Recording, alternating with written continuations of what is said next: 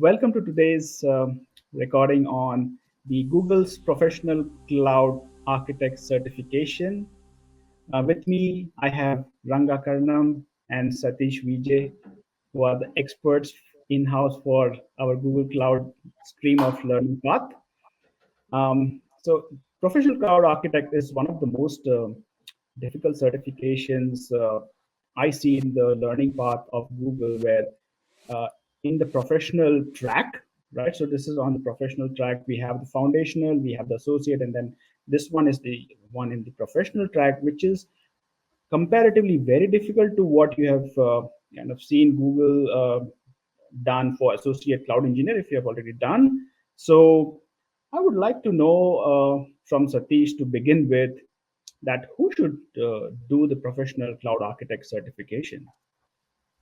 The first thing I would have a slightly different point of view is on the difficulty of the exam, right? I don't think it's the most difficult, but Right. every single opinion about what is difficult or easy has to be seen in the context of what you've already done or where you've already been, right? So for Subjectively, yeah. me, coming from a non-machine learning background or non-core networking, though I've done a lot of work in networking, the Google Cloud networking exam was one of the toughest for me, right?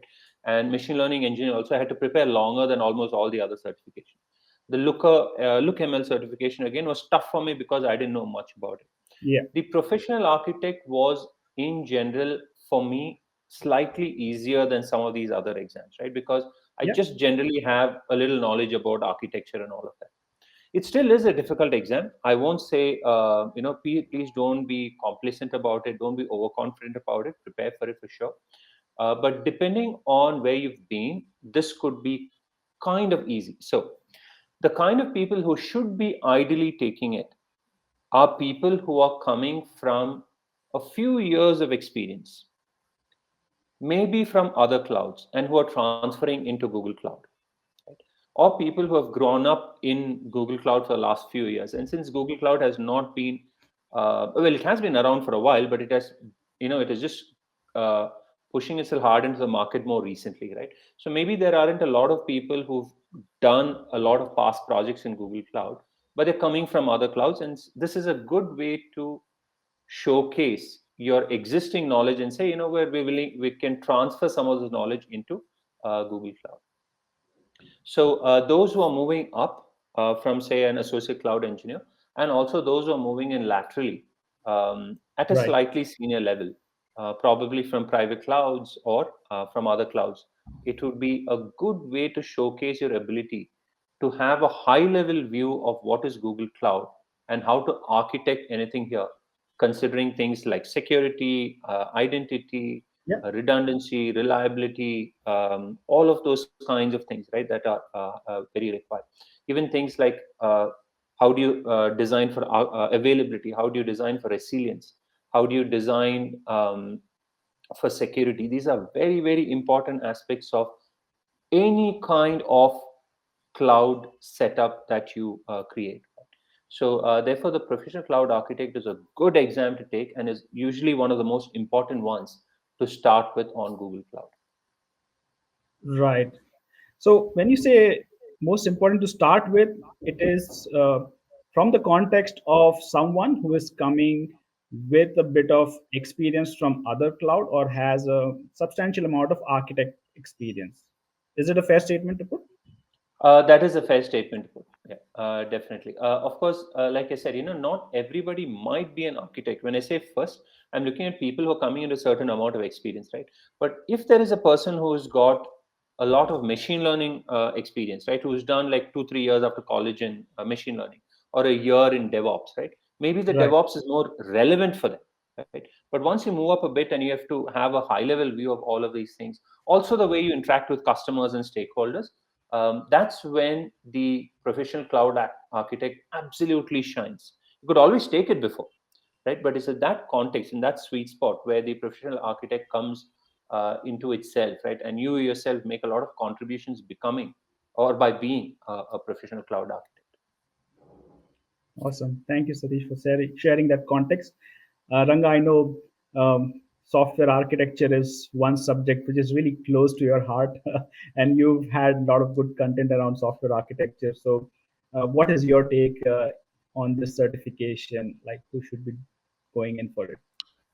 Yeah, I think Satish has covered most of the people who have to do that, right? So Yeah, anybody who is in the technology path, uh, who's playing an architect role or who's wanting to play an architect role and who wants to design solutions in Google Cloud. So yeah, those are the kinds of people.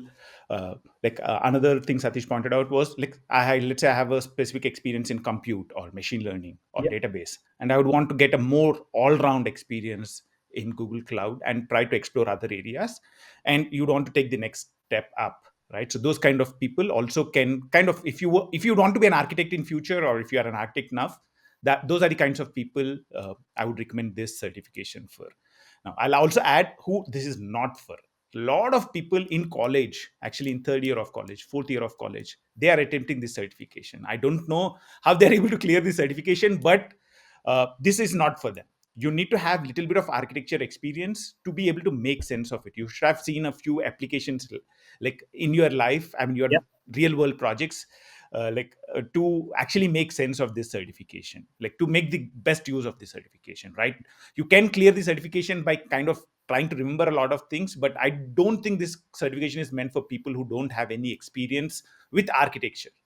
So you need to have little bit of at least knowledge developing applications or a high level flow of end to end. Like you should have seen application move from development to production to be able to make the best use of this certification. Uh, And in my view, actually, Satish, please go ahead. Oh, no, I was just adding to what you said. And if you're giving me the flow, I'll continue. So, what Ranga said, I support, but it also kind of connects to what you said earlier about, is it an exam that you can crack? The answer is with almost all of these exams, you can crack it if you put enough time, right? If you learn enough. Right. But that's where I said the professional architect actually shines through in your job role after a few years of experience, right? Because you need this large context. It's not that you Exactly. can't clear it. I know people right in college right now who are clearing the architect, right? But if you're hiring somebody who's got a professional cloud architect, and this is one of the main exams where you need to also consider other things significantly, right? If you've got a machine learning engineer, I know you can do the work. If you do a network engineer certificate, I know you can do the work. But professional architect also requires an employer to probe other details of what they're doing, right? Mhm. Are they able to interact with stakeholders well? Are they able to interpret the requirements coming from the customer? Are they able to work with a team where they say, you know what, there are all these options, but here is a way in which we want to do it for these reasons, right? So are they good decision makers? Are they good explainers? Are they able to bring all of these things together? And that might not be something inherent in a person who's coming straight out of college, right? Not that they couldn't yeah, be, but it yeah. might be Mhm. less, it's way less probable, right? So, an employer, Absolutely. anybody who's hiring an architect, should not be looking exclusively at a certificate and saying, okay, this is good enough, right? You have to look at it in the Mhm. context of everything else. And it's very much so for the professional architect compared to all the other certifications. Absolutely. I see the architect's role as something which brings in a mix of technology, business, and communication. These are the three key elements whenever we talk about an architect role, and just technology will not be sufficient. And just to go further, I think uh, the other thing which we would need to worry about, which is not tested as part of this certification, is okay, how is it going to be in the future? How can I build, like, for example, modular kind of things? Those are not covered as part of the exam, but this exam focuses on the like communication aspect of things, the technology aspect of things, as uh, yeah, and it's a it's unique in that sense because all the other certifications I have done personally have not focused on communication aspects of it at all. So in that sense, talking to stakeholders, bringing like the entire team into picture, right? So those kind of aspects of the certifications are kind of unique. All the other certifications just focus on specific knowledge about Google Cloud, but this one actually goes a little deeper and it focuses on the communication aspects a little bit, not a lot, but a little bit on the communication aspects as well. Right. Thanks for sharing that view, Ranga. So, can this certification be straight away a stepping stone to your exposure to Google Cloud, or how important are the foundational and the associate level certifications? Maybe Satish, if you can share your thoughts. Um, it as we discussed some of the other things, right? I think it's better to usually go for the associate cloud engineer first before attempting this, because there are a few core fundamentals that need to be understood before being able to apply this. As an architect, you need to understand how IAM works, how storage works, and when you're coming, either if you're coming afresh into Google Cloud or if you're coming from another cloud, there are definitely going to be new learnings, right? And you can't make decisions about architecture without having this core understanding. So, for two reasons, I always recommend that you do the ACE first if you're on the technical track. One, it's a slightly easier exam and you get a good foundational knowledge of everything. Um, and then do the then do the professional architect, because it just makes sense, right? The things that you're building out in the professional cloud architect, the kind of architectures you create, the design, the kind of choices you make is going to be dependent on those core technologies, right? So there are people who've come in and done the architect first for a few reasons. Like, for example, there is a mandate from their company that they have to do the professional architect in a certain amount of time, or they'll refund or reimburse only the professional cloud architect, and therefore they do that, they attempt that. But for good learning and to have a very objective view of why you're doing a certain architecture, I think it's preferable that you always do the associate cloud engineer first and then come to the professional cloud architect. Right. Like, I would like to twist this question a bit before asking you the same question. So, I I am like 15, 16 years of experience. I am a well accomplished architect, right? And I don't want to follow the normal path of doing the associate. And I'm really confident of just going through the professional cloud architect. Um, Right. does it really is the right decision? I know it's subjective, but do you still recommend that person to go with the associate path and then Yeah. the architect?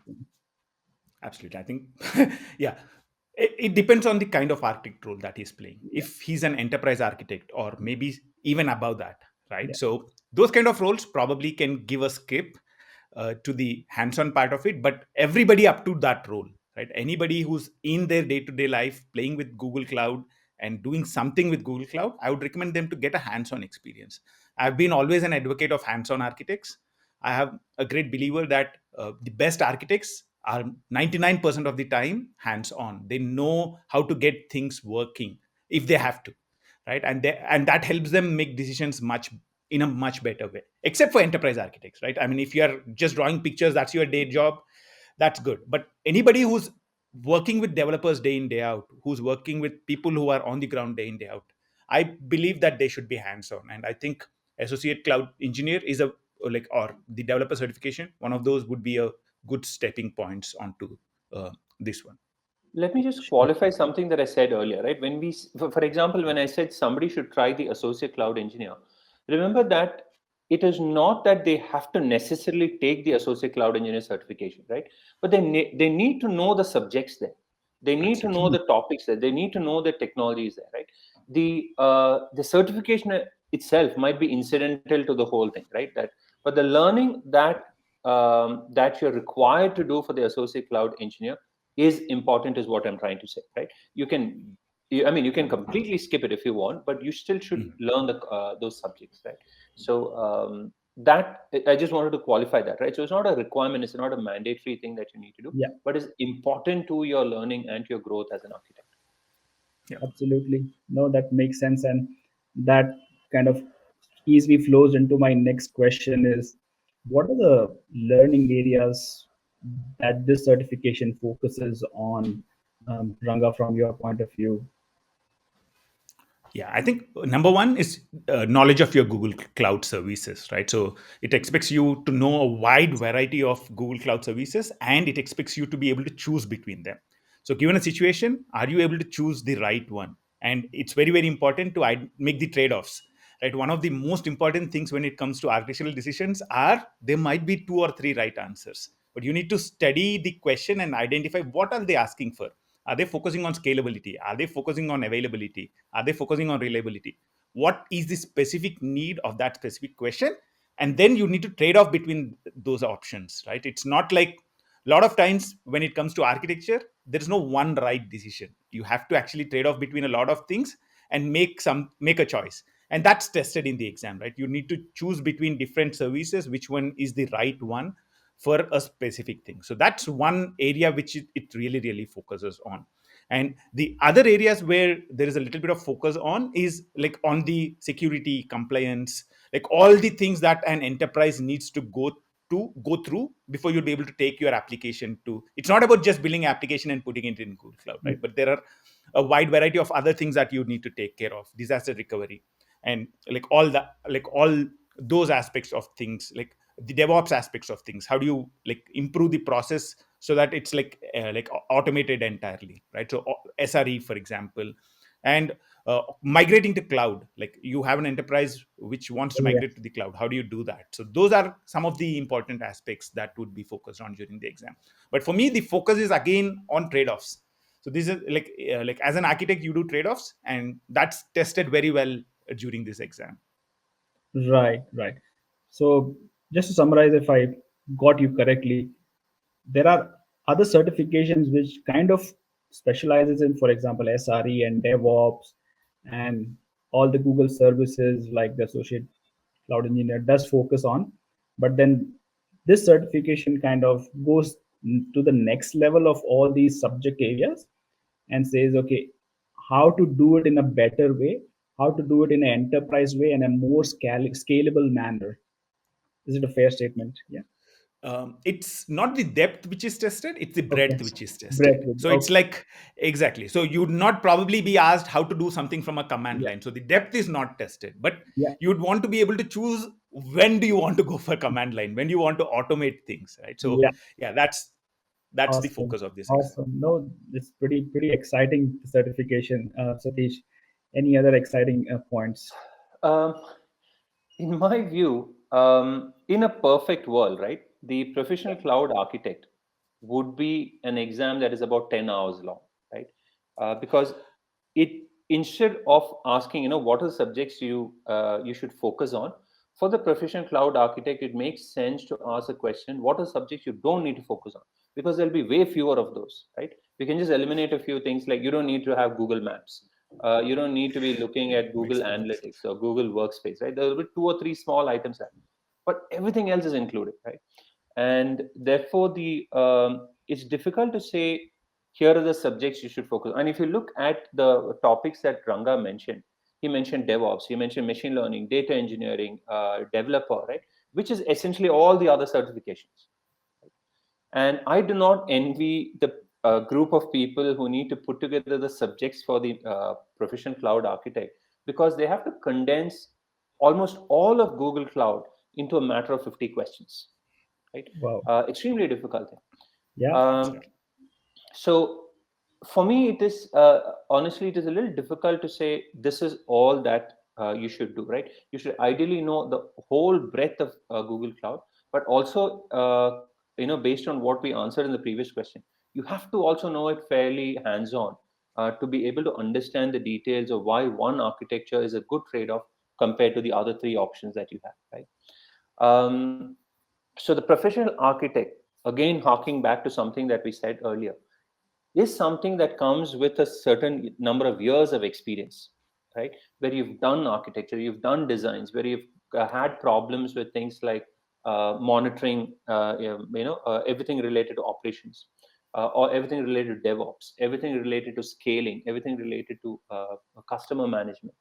And all of this comes into this big soup, which is the professional cloud architect.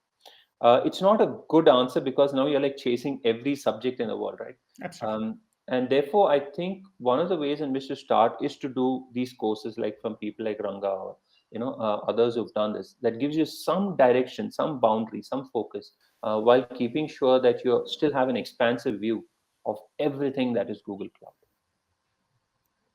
Fantastic. Absolutely. So these are the learning areas. In terms of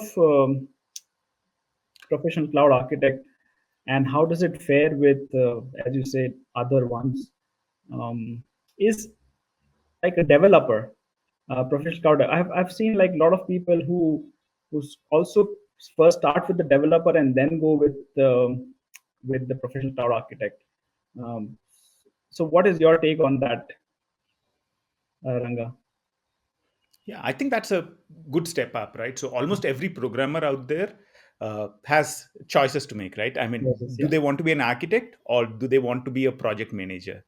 And if somebody wants to be an architect and they're working with Google Cloud today, I think this is a perfect certification for them to get started towards that journey, right? yeah. I mean, you want to understand. As you said, like the professional cloud architect, whoever is the architect has to be a good developer to begin with, right? So the developer certification kind of acts as a good stepping stone for that certification, Yeah, right? yeah, either I would say either of the engineer or the developer. It doesn't have to be Okay, developer. and then It can be either of engineer or developer, because that gives you sufficient hands-on knowledge. Either of them are good stepping stones to be able to go and like do the architect certification. awesome, awesome. Any different opinion on that, Satish? Same opinion, but I won't say it's only the developer. It could be any of the other streams also, right? They Absolutely. could. So Yeah. essentially, when you get into an architect role, you are growing from something else that you have focused on earlier, right? So you could become an architect after having been a DevOps engineer for a while or a data engineer for a while, right? Everybody is moving up. So you essentially have this T shape, right? Where you started off being a developer, but then you grow up and then expand to a little more knowledge. Or you start off as a DevOps engineer or a data engineer or Yeah. a network engineer, security engineer, right? Any of them can then progress into having a high level view that covers more things, right? It's just that obviously you have to learn a lot more, but you might not be the expert in that field. Yeah, So any of these streams are a valid starting point for somebody to then become an architect later, right? If you're starting with development, great. If you're starting with DevOps or networking or security, great. Any of them are a Absolutely. valid stepping stone towards becoming a professional architect. Yeah, right. absolutely. And just to add on, like just to take a tangential thing, right? Earlier we talked about some of the things which we want to talk about as part of, I mean, what I covered as part of this exam.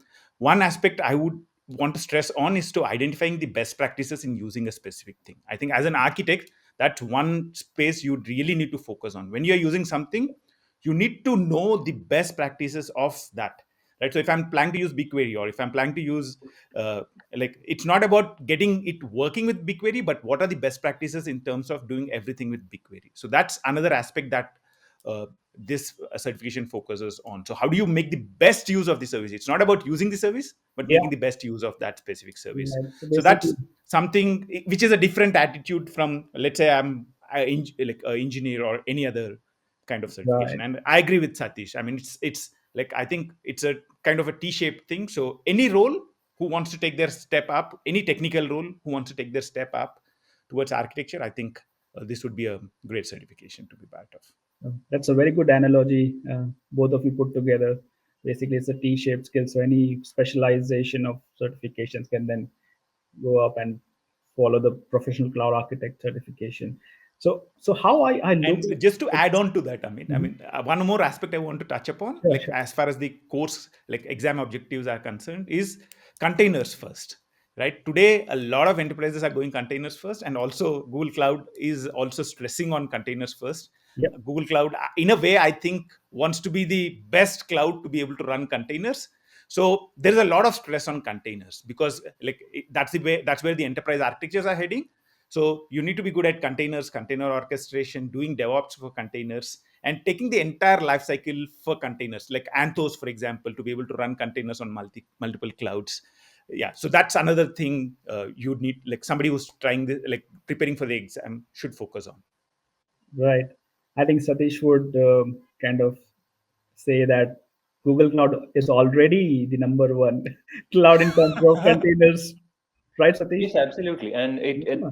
they have been doing containers for way longer than I think a lot of other big Absolutely. enterprises, right? Yeah. And they see Yeah. the benefit from it. And you can see that Google Cloud not only is working on container-based technologies quite a lot, but they preach that quite a lot, right? And the approaches that they recommend as best practices, which is very important, like Ranga said, also includes this idea of containers, right? So you should definitely be looking at that as a key aspect of your design and in architecture.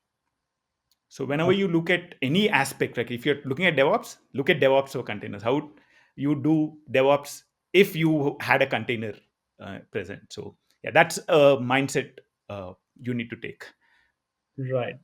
So as an architect, basically what I understand is I need to know, for example, any service of Google Cloud, what are the various possibilities that it comes with, and then given a problem to solve, which way of solving the problem is the best. So there can be like 10 different ways you can use BigQuery, but for this problem, which path I should take, and that will give the best implementation to the customer in terms of cost savings, performance, speed, optimization. Right? Because any developer could go ahead and kind of implement and make it running, right? But it's the Absolutely. architect who comes in and then kind of takes a very high level view and tries to then optimize it and fine tune it. Absolutely. Yes. Yeah, I think the focus is on the NFRs, right? As an architect, like the functional requirements are always there. It's about the non-functional requirements, scalability, availability, resiliency. All these are the ones you need to focus on as an architect. Yep, lots and lots. Absolutely. I think we should have a dedicated session only on NFRs and we No, will keep. yesterday I was actually looking up a set of like always I was thinking about this, right? So we always talk about security, availability. Like we have a list of 10, 15 things which are commonly talked about. Yeah, I was thinking, okay, is there a master list for this? Is there a master list of things of of NFRs? Actually, I found a page with 120. I found another one with 128, and actually, almost 50 to 60 of them made sense to me. So yeah, I think NFRs. The problem is there are so many NFRs, and that's why the role of architect is very very tough, right? Architect is the like it's not like a defined thing that you would want to do. So it's there's a lot of ambiguity when it comes to architects, and that's the experience. I mean that's why experience is important. sure. Thank you very much, Ranga, for sharing that. Now let's dive straight into how to prepare. I'm super excited now. I have to do professional cloud architect based on what I'm hearing from both of you. So Satish, where should I start my preparation? As you said in the beginning, probably some courses like Ranga, which have a very concise kind of focused approach. And after I do that course, is there anything else I should focus on? There's a lot actually. I think architecture is one of those things that you learn a lot by listening and reading, based on what others have done. Because Right. as Ranga just mentioned, the key problem with architecture is about choosing between multiple options that are very similar but only slightly different, right? And you have to be able to respond to a customer's requirement, right? You have to be able to hear them out properly and see what fits appropriately. Just to take an example, right? When you look at something like, say, data processing, there are a few tools I can list at the top of mind, right? There's data prep, data flow, data proc. There's a few like these, right? There's at least two more, right? That are not immediately coming to my mind, but each of them have a certain, a beginning state and an end goal, and you have to be able to isolate a particular requirement, say this is the one that matches. um, and that makes it difficult. Because there is no one way to do things, right? It has to be changed and adopted and adapted in such a way that it works for one particular customer, right? And this is also where some knowledge from your previous project's experience cannot be carried over as is in a copy paste into the new project, right? You have to be able to think about each of these things, and therefore start with a good knowledge of all that is possible on Google Cloud, right? Identify what are the different products, what is the general things that they're capable of, right? And then, apart from doing the courses, apart from doing the things, look at things like the architecture center. I think they've brought together a bunch of different Absolutely. architectures into the architecture center.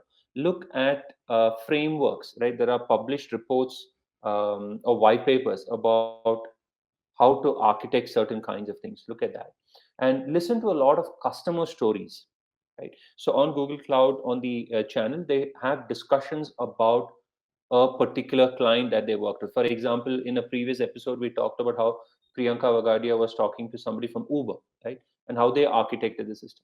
I was yesterday or day before, I was seeing a video where the Fitbit team, after its acquisition within Google Cloud, they migrated to Google Cloud, right? And the process in which they did that, because you can't just do a cutover. It takes time, right? You need to also keep ensure that your service is up and your customers are not dissatisfied. So all those adds a lot of little bits of learning, which gives you this nice view of various things that you will have to deal with when you're working with a customer and when you're architecting. So the books are good, the courses are good, but also alleviate your knowledge with watching these videos and reading all the blog posts, so that you continue building in that knowledge and come to the realization that there is no single answer and you have to look at each in its own Exactly. context, right? So that becomes very important. Awesome. Right. So there's no single answer basically, but you need to understand the context of the problem that we are trying to solve, and then orchestrate and develop your solution, custom solution basically, which kind of fits to this particular use case. Um, Absolutely. Awesome, awesome. So we are saying we have to do like courses, books, architecture center, videos, and basically try to apply solutions to some of the real world problems. Ranga, what else you would like to add on preparation that would help our viewers? Yeah. If you are an experienced architect, I think Dan's book is a great place to start your journey to making decisions on Google Cloud. I found it not Right. only as a aid to certification, but also as a way to understand Google Cloud. How do you make decisions on Google Cloud? It was really, really good. So I would say Dan's book is really, really good. Sathish's website, Awesome GCP, I think that is another place where we can go to find, because there are so many resources that are published by Google Cloud. I think Awesome GCP would be a great place to go in specific to that certification. Like there are a lot of resources which are present in there. To specifically add one, I would say focus on Google Cloud architecture framework. So there is a architecture framework which Google Cloud provides. You just need to search for Google Cloud architecture framework and you'd land up on that. And it has clear documentation on what are the important principles you would want to focus on and how you can architect applications in Google Cloud. So yeah, that it clearly defines a lot of best practices on how you can build applications and deploy them to Google Cloud. So that's one I would recommend in particular. Sure. One And more the other thing I would, please go ahead. No, just one more book. Like while you mentioned Dan's book, right? One more book I'm finding quite a lot of people talking about is there's this person called Conrad Klapper. I'm not sure if I'm Hmm. pronouncing the name right, but he's also written a book on the professional cloud architect, right? And one of the Okay. things that I liked is he's gone and upgraded. So there's, I think last year or something, he released the the first edition, and already they're publishing a second edition, right? So clearly, he's keeping the book updated, which is a good thing to see because these things move very fast. And Hmm. I did, and I do just want to mention, I think his book is also receiving a fair number of good reviews, and that's another thing that you should look at. This is a more recent book, not Okay. since a lot of us have done these exams before, right? I personally don't go back and refer the books per se to to relearn things, but I flip through it and see, okay, there is good content. Is this something that I would like to recommend to somebody? And I find Dan's books like that, right? Similarly for the courses like the ones that Ranga and all create, right? Because I've done the certifications already, maybe I don't need it, but just to quickly review and say I've done. And the same thing for Absolutely. Conrad's book also, right? It looks good. It's something that you should be looking at. Yeah, I'm going to order it right away. And we I are need going to to have put one all for my the collection. links of all the materials that we've discussed in the video below and below the video. So yeah, you'll not miss out on anything that we've discussed here for Looks our good. learners. Well, one final thing that this certification kind of differs than other certifications that we've discussed so far is the case study aspect, right? And I've spoken to quite a number of learners who prepare for the certification, and they always come back to me with curiosity around, okay, what to expect from the case study. There are four, I think, four case studies that we have to prepare on, and also so Can you please solve this mystery for our learners on to the best way for preparing this case study, Satish? I actually don't know if I have an answer for that. Right. By the way, just to ask, so today it's only the professional cloud architect that has a that has case studies, right? I do remember the professional data engineer also used to have them, but I think they've taken it out, right? So Yeah, now it's only the professional cloud architect. only architect. Uh, Yes. so one of the reasons why I think they do it is because it is important to understand customer context before responding with a solution, right? So I think that idea is very good. The idea of having a case study.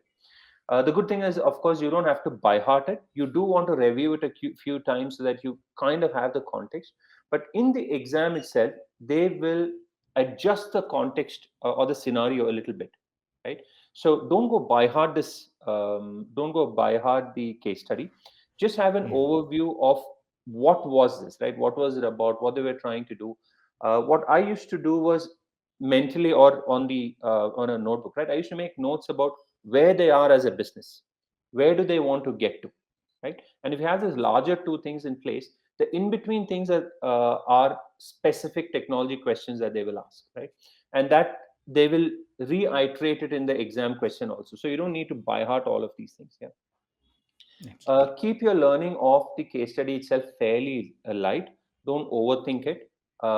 Maybe a couple of read throughs, maybe a marker, a few underlines and notes saying, okay, so this is a company that is coming from mainframe systems, or this is a company that wants to become containerized, or they don't have the ability to become containerized, right? And that much knowledge is enough about the case studies. I really haven't had any trouble with the case studies per se in the exams, right? So I don't know if it has been difficult for others. I somehow didn't have a problem, so I don't have too much to talk about it specifically. Right. So it's basically until you sit for it, the curiosity will be there. But once you kind of appear for the exam, and then that mystery will be solved. So basically, the message what I think the learner should take is don't overthink too much on the case study aspect. Right. Just take it lightly as a normal case study, and as you said, underline stuffs as you kind of go through, and yeah, appear for the exam. Ranga, what is you want to add anything on that point of case studies? Yeah. I think these four case studies are um, Google's way of telling architects that they are leaders in specific areas. So if you look at all the case studies, they are focused on specific areas where Google is kind of the market leader with respect to solutions in the cloud. Right? One Okay. is Anthos, right? Multi-cloud Kubernetes. So Okay. one case study focuses on that. A couple of like one more focuses on big data, machine learning, BigQuery kind of a focus kind of thing. The other one is focused on gaming, and Yes. one more thing focuses on IoT. So these are kind of, I would say, very very I mean, these are among the areas where I would say Google Cloud is the market leader in terms of the cloud, and all these case studies are somehow, I don't know if it's a coincidence or if it's something by design, but these four case studies are related to the aspects of Google Cloud where they are really really doing well. Right. No, I And agree with you. second, and to add on to these case studies, one of the things is like in the exam I saw the questions related to these case studies are dispersed. So it might be like a first question on this case study, and again there is a question at 25th, and again a 35th. So that's one thing I found challenging, because I like actually having a context and then answering all those things to that context together.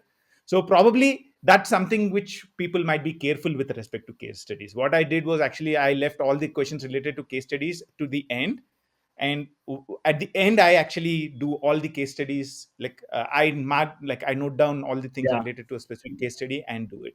No, that's Another good aspect I strategy. find very very difficult with respect to the case studies, I like to have a picture. And the problem with the online exam typically is you don't have the way to draw a picture anywhere.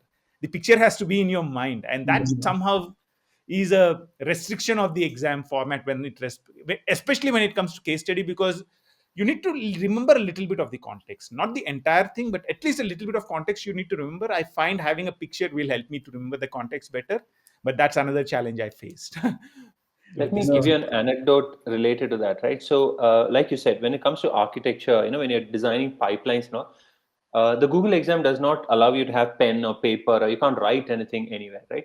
So the two things I used to do at least, was that I draw it out in the air, right? So I'm air drawing, like for example, okay, so there's a database here, it's connected to this, and they want to connect this, but they don't have that, and when I did that, the proctor actually stopped me. They were like, what are you doing, right? You're not allowed to, because they're like, are you signaling to somebody else in the room about these questions, right? Yeah. So for example, I know a little bit of sign language, right? So why I can easily do that, right?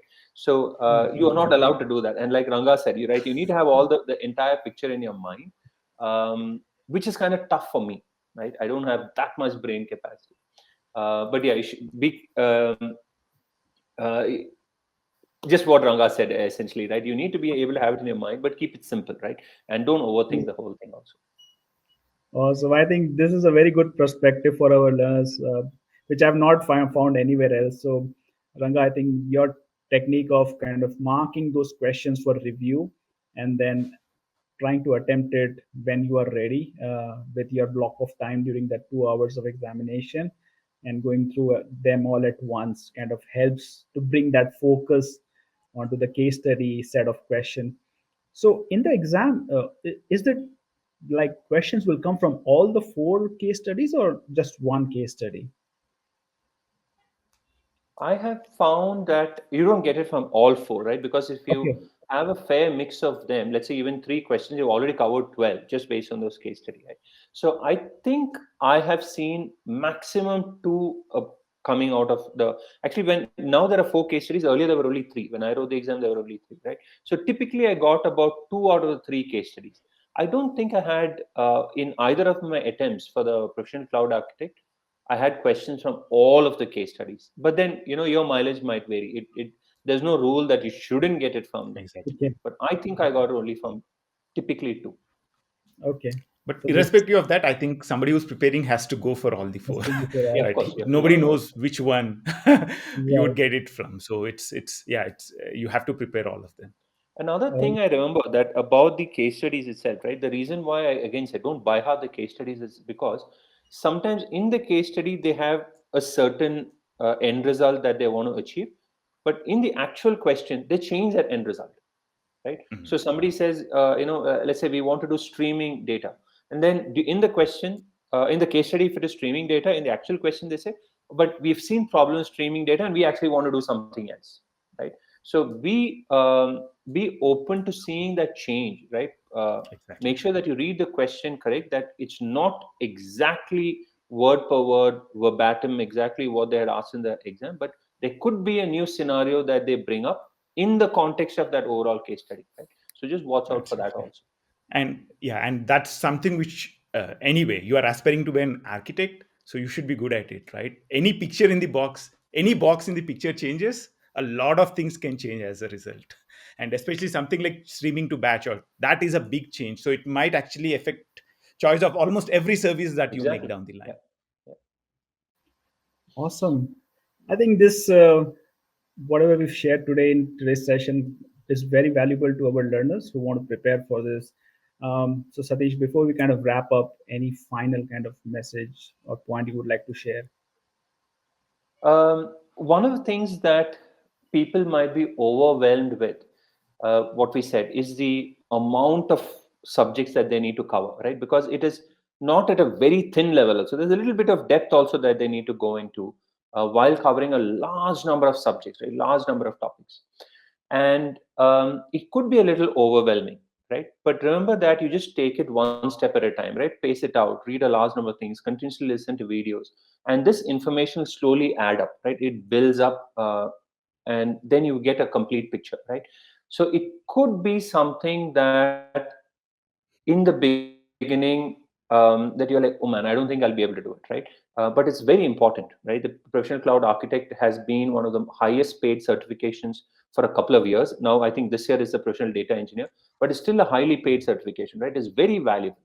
And since it is valuable, it means that people also have to put in the effort, right? So don't again, don't feel overwhelmed by the enormity of the certification, enormity of subjects. Work at it daily, little by little, and it will add up. And in some sense, it's easy to specialize in a subject, right? So, for example, let's say you're a developer. I say, okay, I want to specialize in development, right? And because you know the topics and you just need to go deeper and deeper, right, in the area that you're already working. It's much harder to choose a topic to generalize it, right, or to choose the topics to generalize in. Because, say, for example, if I want to do something different, right? Do I want to do music, or do I want to dance, or do I want to travel? All of these are wonderful options. And again, there is a separate kind of overwhelm coming from what to choose, right? And the professional cloud architect becomes very important in setting that boundary, right? So whoever's designed the professional cloud architect at Google is saying, or I mean, the people have designed that said, here are the most important topics, right? So it gives you a good direction in which to start generalizing in, without you having to do everything in there, right? Because once you say study a topic, if you want to study BigQuery, you could have your entire career doing only BigQuery, but you need to be able to learn to stop also, right? And that's where the professional cloud architect is kind of good in the way it is designed, in the way it is administered, and in the end goal and the end result, that you get a good high level overview of everything that you are able to do in Google Cloud. So it's a great exam. It's good for you also in terms of job opportunities, in terms of income, in terms of salaries and all of that. So do well, study it, and wish you the very best. Awesome. So, what else modification for our learners than salary and job prospects? Awesome. Ranga, what's your final take on this? I think anybody who's going to start the journey towards being an architect has to make a lot of decisions, right? As a developer, the kind of decisions you make are completely different from the decisions you would make as an architect. So you should get into the habit of making decisions. And the best way I found was to ask why. So why a specific choice is made. So whether you are doing a course or whether you are doing anything to learn Google Cloud, try and think about each and everything you learn. Why? So if I'm learning compute engine, why? What are the specific areas where compute engine might have an edge over? So it's all about comparing. Like, it's not a like, it's basically, if you have 10 choices, you should be able to identify this is the scenario where this is good, and that comes through asking questions. Always think, okay, why? Because to be able to make decisions, you need to be able to put yourself in like one of the things I find is, like, to be able to make good decisions, you should have experience making those decisions earlier. And a lot of times that's impossible, right? When I'm a new architect, I don't have the experience, and the way you can gain experience is by looking at decisions which were made earlier. And that's the attitude I would actually take on to this certification as well. So like, just try and think why, Yeah. and try and get good breadth of knowledge. I think those are the two things that I would recommend. And in the exam, obviously, this is an exam where the time, I would say, is pretty restricted. Like, Ooh, for almost all the other exams, you know the answer or you don't know the answer, right. but this is a place where you have to do a trade-off between the choices. So time is precious, so Okay. make sure that you make the best use of every minute of the time you have during the exam. Wow. Awesome. Very good feedback, Ranga there and Satish. From my point of view, one message I would like to give to the learners is don't stress out, as Satish said. Don't get overwhelmed. Have a glass of water with you. Or a glass of Stay tea. hydrated, right? And just be calm and composed and give the test. And wish you all the best in your PCA certification journey. All the links that we've discussed will be uploaded at the bottom of the video in the description section. And do post your comments, what you would like us to talk about in the next session. And I would like to thank Satish and Ranga very much for your time and valuable inputs. Thank you so much. Thanks, You're Amit. welcome. Thanks, Satish. Watching this video is a great first step. How do you remember what you have learned in this video for a long time? Pause, review, and write down the 3 most important takeaways from this video and post them in the comments. What's more, 5 lucky winners win free access to one of our amazing courses. So pause, post the comment, and continue.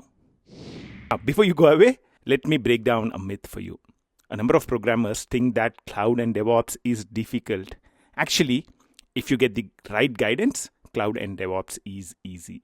We are helping almost 1 million learners take their first step into cloud and DevOps. So get started and check out our roadmaps right away. And do not forget to subscribe. Go ahead. I'm waiting. Thank you. Keep learning every day. Keep learning in 28 minutes.